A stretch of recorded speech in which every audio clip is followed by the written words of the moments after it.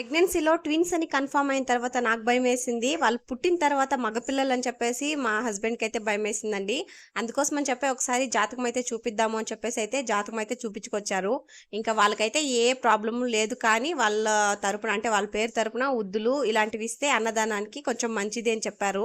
అందుకోసం అని చెప్పి ఎలాగో కదిరికైతే వెళ్తున్నాం కదా! అక్కడ అన్నదానానికి కొన్ని వేళల్లో తింటారు కదా! అక్కడ ఇస్తే కొంచెం మంచిది జరుగుతది అని చెప్పేసి అక్కడైతే ఉద్దులు తీసుకొని వెళ్ళామండి.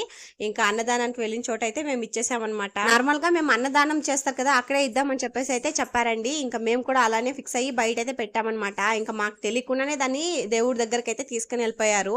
ఇంకా మేము అయితే అక్కడ ఖుషి. ఇంకోటి ఏంటంటే మేము తీసుకుని వెళ్ళిన మాల మా కళ్ళు ముందరే దేవుడి మెడలో అయితే వేశారనమాట. ఇంకా అది పెద్ద ఖుషి అనమాట. ఇంకా భలే అనిపించిందండి అప్పుడైతే. అంటే చేరవలసిన దగ్గరికే చేరింది అని చెప్పేసి అయితే భలే హ్యాపీ అయింది. ఇంకా మేమైతే దర్శనం చేసుకుని అయితే బయట వచ్చేసామండి. మీకు నచ్చితే ఒక లైక్ చేయండి. బాయ్.